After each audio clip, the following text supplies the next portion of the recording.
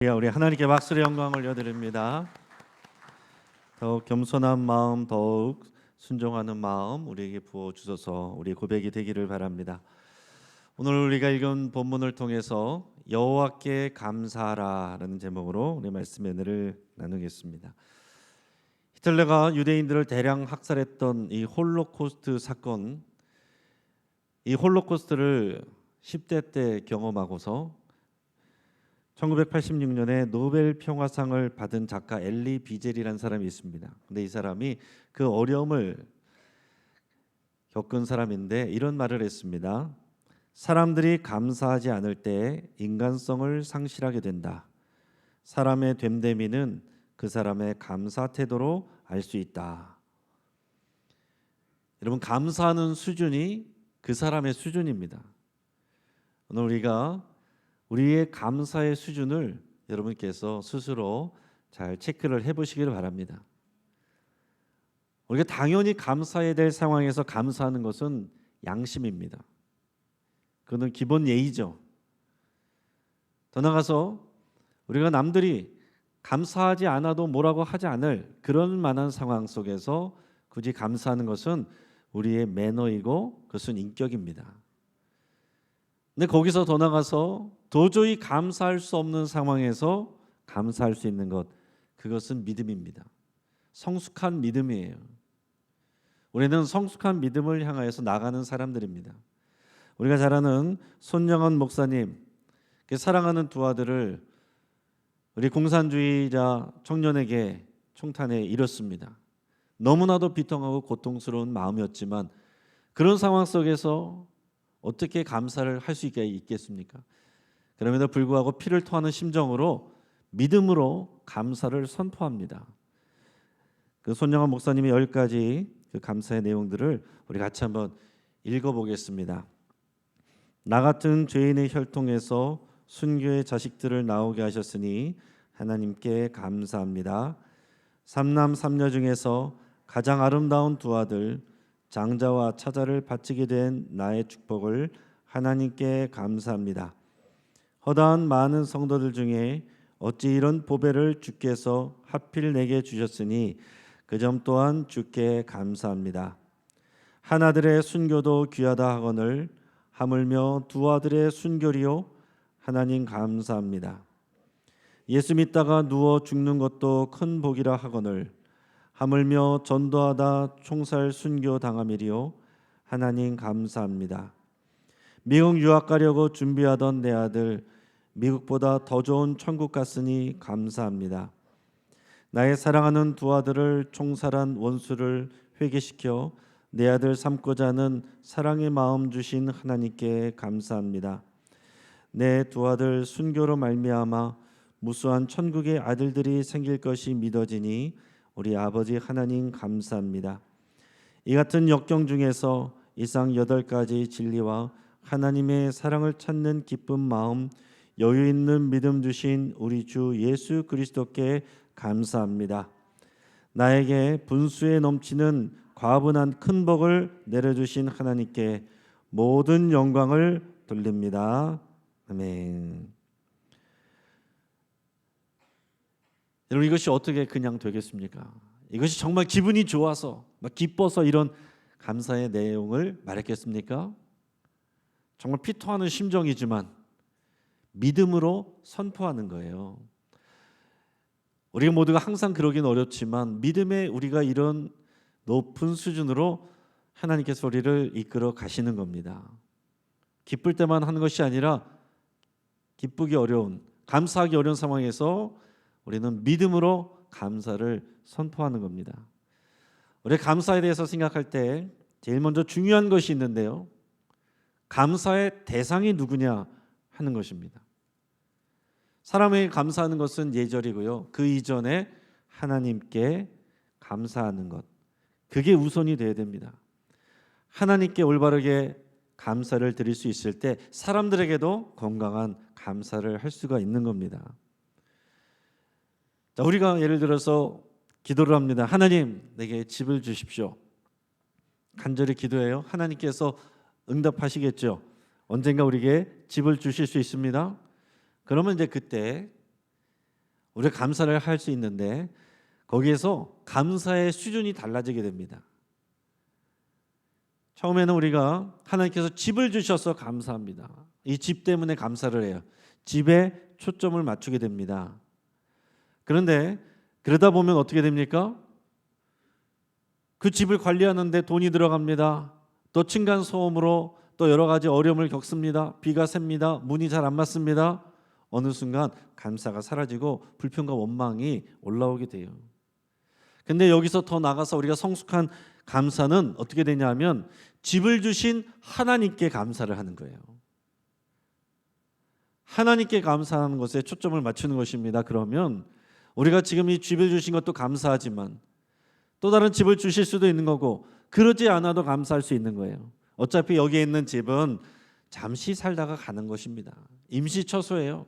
영원히 내 것이 아닙니다. 우리의 영원한 집은 하늘 본향에 있어요. 하나님 아버지께서 예수 그리스도를 통해서 마련하신 영원한 하나님의 집, 그 하나님께 초점을 맞출 때 우리는 상황과 관계없이 감사할 수 있게 된다라는 얘기입니다.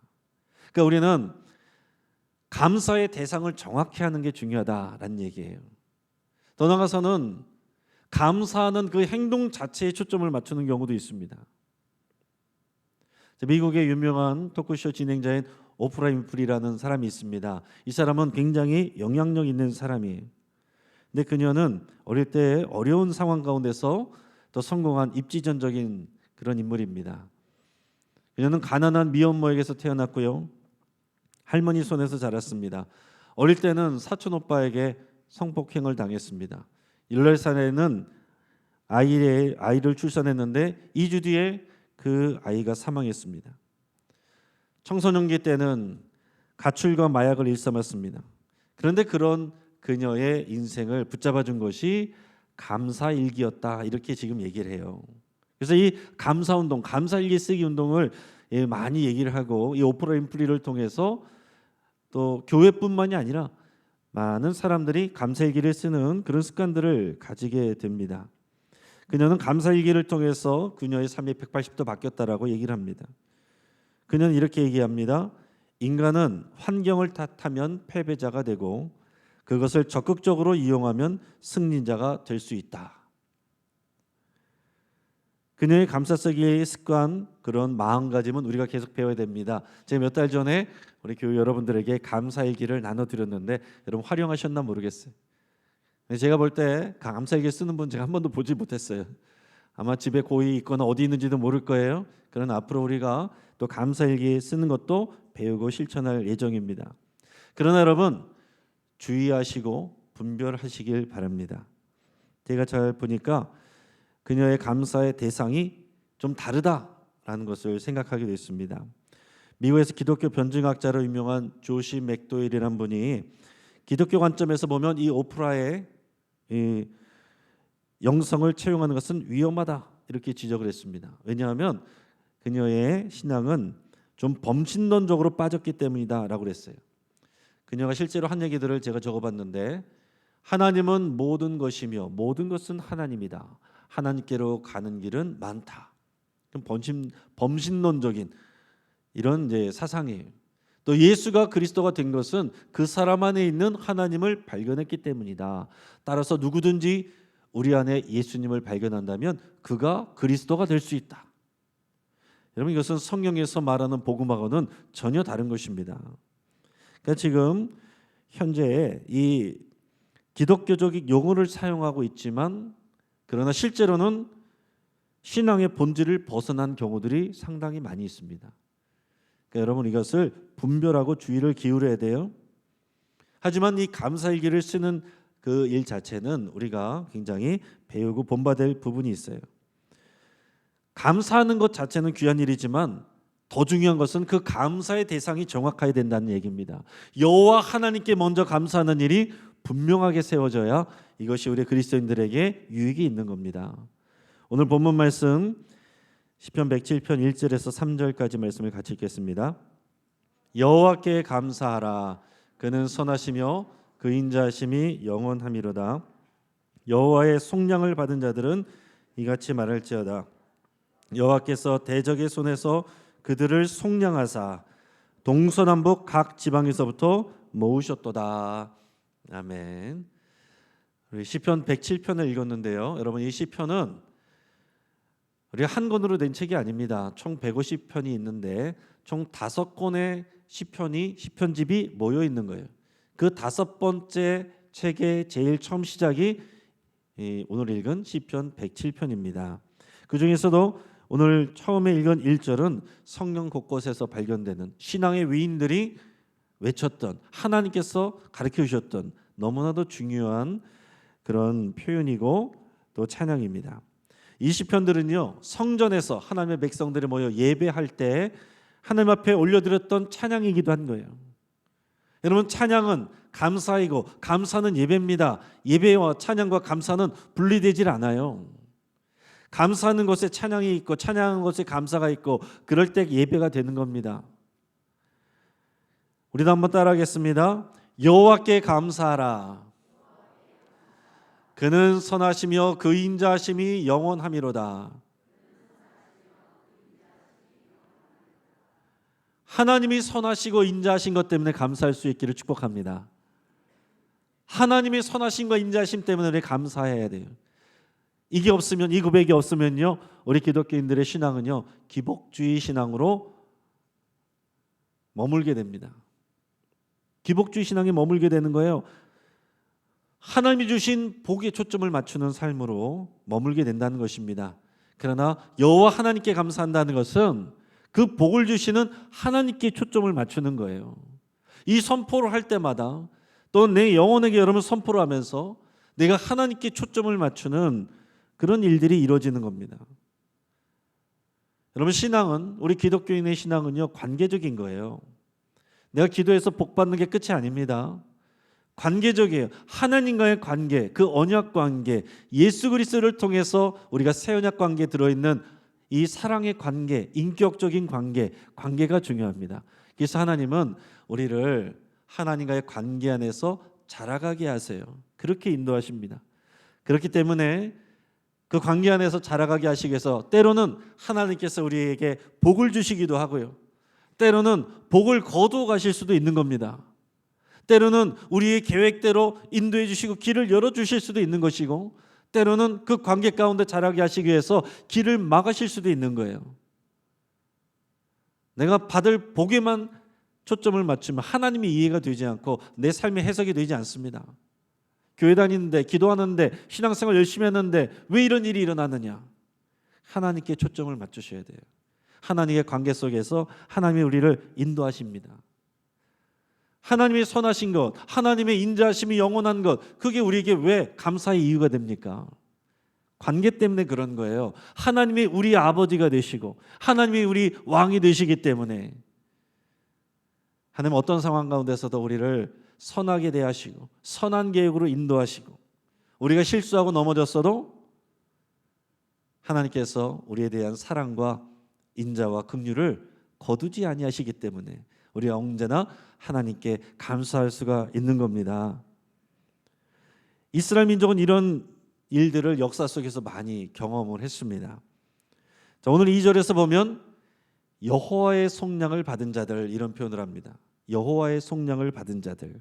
이 속량이라는 말은요, 속량하다라는 말은 구원하다라는 그런 표현입니다.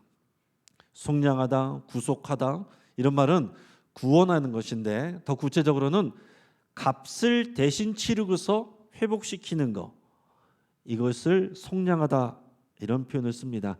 자, 예를 들면은 누가 빚을 졌는데 대신 돈을 주고 그것을 찾아오는 거,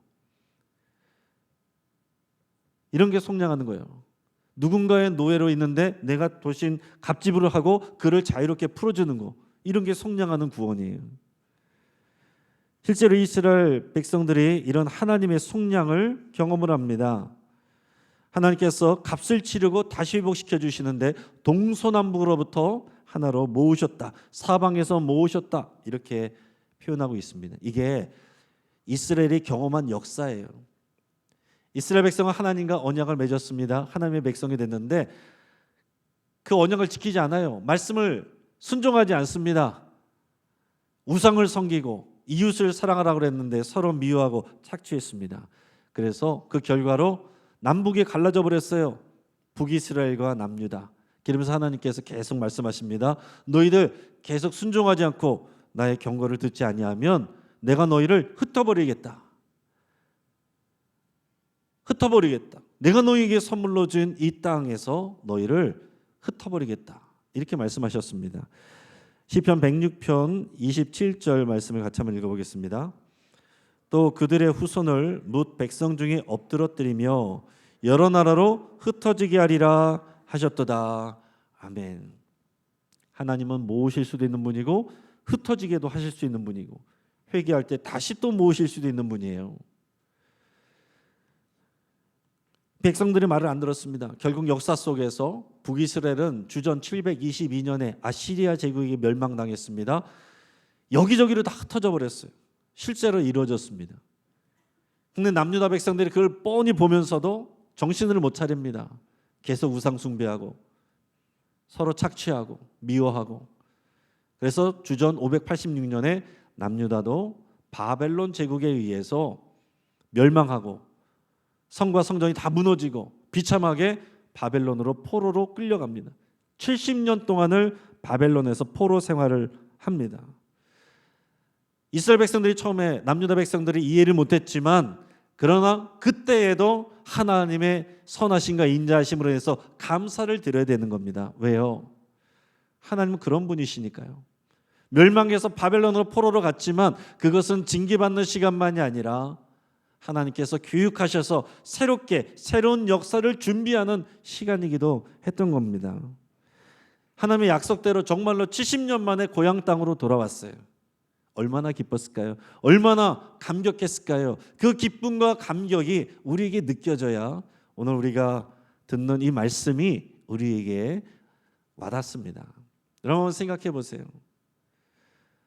내가 갖고 있는 것들 여러 개가 있는데 누군가 나에게 그걸 똑같은 걸 선물해 줬습니다. 그러면 고맙다고는 하지만 그렇게 막 기쁘진 않겠죠. 근데 내가 마침 없는 거, 딱 필요한 거 그거를 누군가 선물해 주면 너무 고맙고 기쁘겠죠. 그런데 내가 갖고 있는 것에서 너무 소중한 거 그걸 잃어버렸어요. 막 너무 안타까운데 그것을 다시 찾았다. 그러면 너무 기쁘겠죠. 잃었다가 다시 찾으면 그렇게 기쁜 겁니다. 사람도 마찬가지예요. 여러분 집에서 여러분들의 배우자나 자녀가 아침에 집을 나갔다가 저녁에 돌아오면 여러분 너무 방방방방 기뻐 뛰고 막 그렇습니까? 그건 강아지만 그러죠. 사람들은 안 그러잖아요. 강아지만 방방방방 뛰지 같은 집에 있는 사람들은 나와보지도 않고 그런 경우도 있잖아요. 당연하게 여기니까 그런 겁니다. 그런데 병원에 가서 몇 주 동안 못 보다가 왔으면 얼마나 반가워요.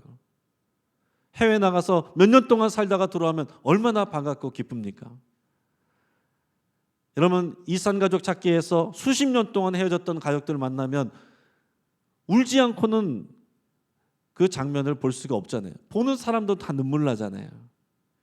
우리 민족이 일제강점기에서 나라를 잃고 35년을 고통을 당했습니다. 그러다가 35년 만에 나라를 되찾았을 때 얼마나 감격스럽고 얼마나 기뻤습니까?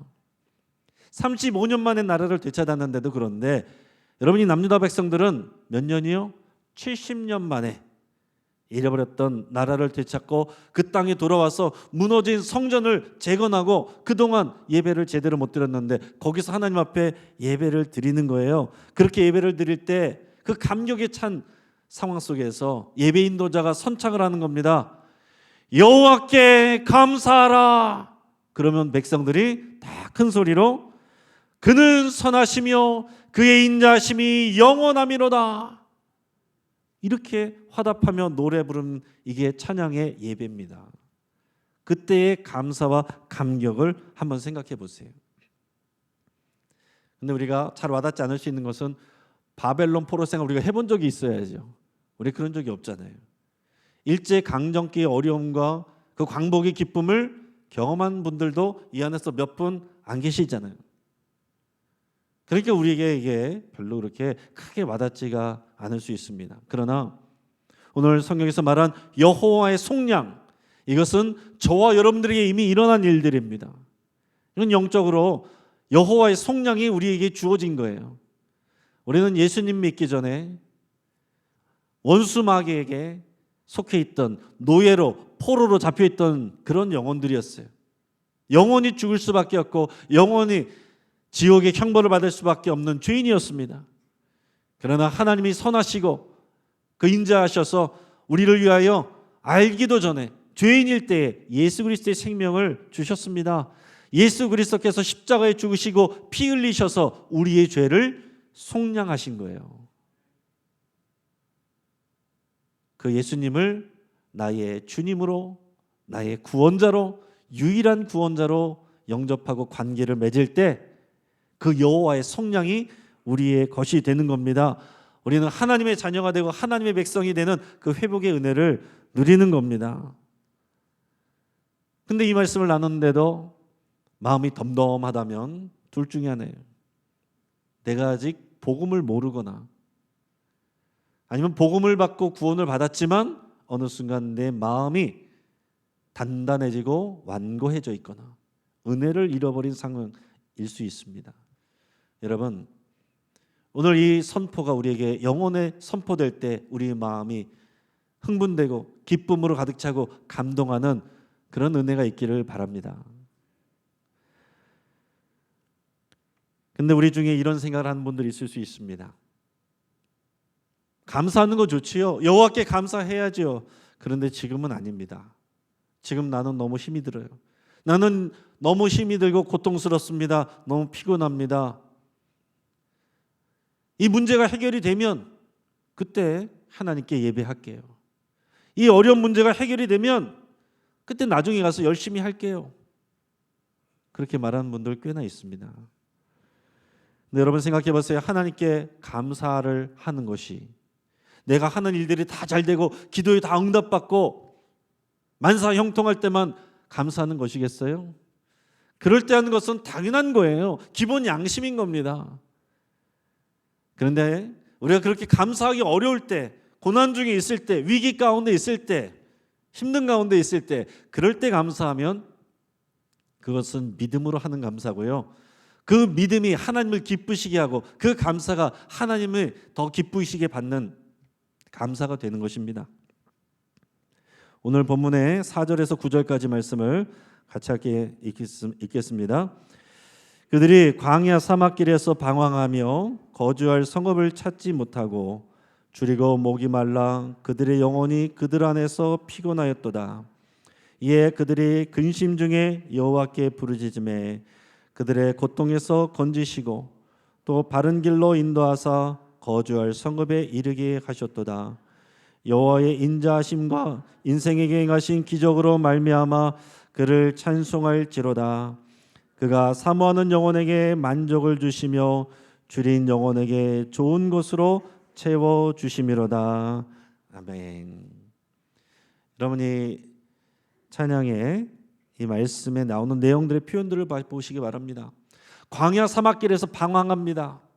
하나님의 백성들이 광야 사막길에서 방황할 때가 있었습니다. 거주할 성읍을 찾지 못해서 불안할 때가 있었어요. 미래가 불투명할 때가 있었습니다. 줄이고 목이 말라 가라할 때가 있었습니다. 그 영혼이 그들 안에서 피곤하고 힘들고 고통스러운 때들이 있었다는 거예요. 그럴 때 하나님께 부르짖으라. 그리고 하나님께서 너희들의 행하신 것들을 기억하고 찬송하라. 결국에는 하나님 앞에 믿음으로 감사를 선포하는 거예요. 그럴 때 하나님께서 정말 기쁘시게 받으시는 겁니다. 여러분, 하나님의 백성들이어도 우리가 예수님을 믿는 사람들이어도 이럴 때가 있는 겁니다. 광야를 걸을 때가 있는 거예요. 불안할 때가 있는 것입니다. 줄이고 목마르고 피곤하고 어렵고 위기 가운데 마음이 상하고 엎드러질 때가 있는 것입니다. 그러나 그럴 때 하나님께 부르짖어 기도하시고 우리에게 이미 행하신 일들을 기억하셔서 찬송하시고 결국에는 믿음으로 감사를 선포하시기를 바랍니다. 지금 우리 가운데 예배하고 있지만 몸이 아픈 분들, 내 가족이 아픈 분들 감사가 잘 안 나오죠. 경제적으로 어려운 분들, 지금 막막한 분들 내가 나중에 잘 되고 좀 살만하게 되면 그때 다시 신앙생활 하겠습니다. 그렇게 하기가 쉽죠. 근데 그게 아니라는 거예요. 진로가 결정이 되지 않아서 우리가 불안한 분들이 있습니다. 나중에 다 해결되면 오겠습니다. 그런 게 아니란 얘기예요. 나를 아프게 하는 사람들 때문에 상처받은 분들도 있을 수 있어요. 내 가족들의 일들 때문에 잠이 안 오고 염려되고, 그래서 하나님 앞에 예배하는데 기쁨이 없고 감사가 안 나오는 그런 분들이 있을 수 있다는 얘기예요. 오늘 여호와께 감사하라. 그는 선하시며 그의 인자하심이 영원함이로다. 이 고백은 바로 그렇게 피곤하고 곤고한 가운데 있는 여러분들을 위한 말씀입니다. 지금 응답받고 잘 나가고 있는 사람들만을 위한 그런 말씀이 아니에요. 응답받고 잘 나가고 있을 때는 하나님 앞에 당연히 감사해야죠. 그것은 기본이에요.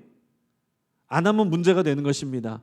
그런데 지금 어렵고 힘들고 피곤하고 넘어져 있을 때 하나님 앞에 부르짖어 기도하고 하신 일들을 기억하며 찬양하고 하나님 앞에 결국 감사를 선포하면 하나님이 그것으로 인해서 영광 받으시고 더 크게 기뻐하신다는 얘기입니다. 그러니까 오늘 이 말씀이 바로 누구의 것입니까? 우리들의 것인 거예요. 하나님이 선하시고 그 인자하심이 영원한 것 때문에 우리가 왜 기뻐합니까? 하나님이 우리에게 좋은 일을 행하실 것이기 때문에 하나님께서 우리를 선하게 바른 길로 인도하시고요, 우리의 기도에 응답하시고요, 그리고 하나님께서는 사모하는 영혼에게 만족을 주신다고 그랬습니다. 그리고 줄이고 가란 자들에게 좋은 곳으로 채워주신다라고 했어요.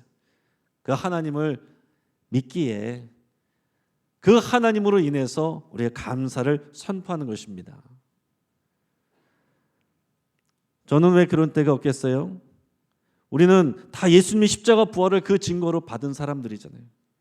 예수님의 십자가와 부활을 다 받았기 때문에 어떤 상황 속에서도 우리는 감사할 수 있는 사람들이거든요. 저는 어릴 때 부모님이 하는 가게가 3번의 화재로 어려워졌습니다. 그래서 어머니는 일을 쉬신 적이 없어요. 제가 기억하는 어머니는 항상 일하러 나갔고 또 공장에 다니시고 또 공장에서 얻어온 옷을 입느라고 저는 어릴 때 메이커를 사 입어본 일이 없습니다.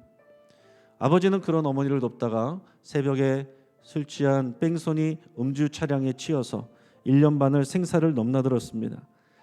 그런데 뺑소니 차량 운전자는 가난한 사람이었고 보험도 안 든 사람이어서 어떤 보상을 하나도 받을 수가 없었습니다. 성도들의 기도로 사경을 헤매던 아버지가 1년 반 만에 또 퇴원을 하셨지만 이전처럼 경제활동은 할 수 없었습니다. 제가 결혼하기 1년 전에 아버지는 할머니와 한 달 차이로 하나님의 부르심을 받으셨습니다. 평생 기도하시며 일하셨던 어머니는 제가 우리 영신교회 담임 목회 나오기 3달 전에 하나님의 부르심을 받으셨습니다. 제 일생에서 어려운 일들을 모아서 놓고 보면 불평하고 원망할 일들이 많이 있는 것 같습니다. 제가 참 불쌍한 인생처럼 보일 수도 있습니다. 하지만 저는 어려움 중에도 하나님의 선하심과 그 사랑 안에서 살았습니다. 그래서 저는 제 자신을 한 번도 불쌍하다고 느껴본 적이 없어요. 메이커 못 입었다고 그것 때문에 불평한 적도 없습니다. 그것 때문에 창피한 적이 없어요. 밤에 잠자리 들 때마다 저는 항상 마음에서 올라오는 그 감사와 기쁨으로 고백했습니다. 물론 힘들지 않았다는 건 아니에요. 힘든 상황들이 있었지만은 그러나 기도할 수 있고 그 기도를 들어주시는 아버지가 있으시니까. 육신의 아버지는 어렵지만 어려운 가운데 있지만 하늘 아버지가 다 책임져 주시니까 그 믿음으로 감사할 수 있었다는 얘기예요. 우리 하늘 아버지는 선하시고 인자하시고 전지전능하신 하나님이시기에 나를 좋은 길로 인도하시기에 그 하나님 안에서 감사할 수 있고 기뻐할 수 있었다는 거죠. 그래서 제 삶 가운데 어려운 순간들은 언제나 있었지만 그러나 항상 우리 하나님은 유종의 미를 거두게 하셨습니다. 이것이 저의 고백입니다. 여러분, 어떤 사람들이 보면 저는 둘 중에 하나일 거예요. 뭔가 정신이 이상하든지 믿음이 있든지. 믿음이 없는 사람들이 보면 그리스도인들이 고난 중에 하는 감사는 이해할 수 없는 일입니다. 그러나 우리는 선하시고 인자하신 하나님이 우리 아버지시기 때문에 상황과 관계없이 언제든지 감사할 수가 있는 것이죠. 사랑하는 여러분, 믿음은 피곤하고 어려운 상황 속에서 정말로 빛을 발휘합니다. 그때가 필요한 거예요. 피곤하고 어려울 때 믿음은 우리로 감사로 나가게 합니다. 하나님은 모든 상황 가운데 우리가 하나님 앞에 올려지는 감사의 향기가 되기를 원하시고 기뻐하십니다. 여러분 모든 상황 속에서 여러분 자신에게, 여러분들의 영혼에게 선포하시길 바랍니다. 여호와께 감사하라. 그는 선하시며 그의 인자하심이 영원하미로다. 아멘. 기도하겠습니다.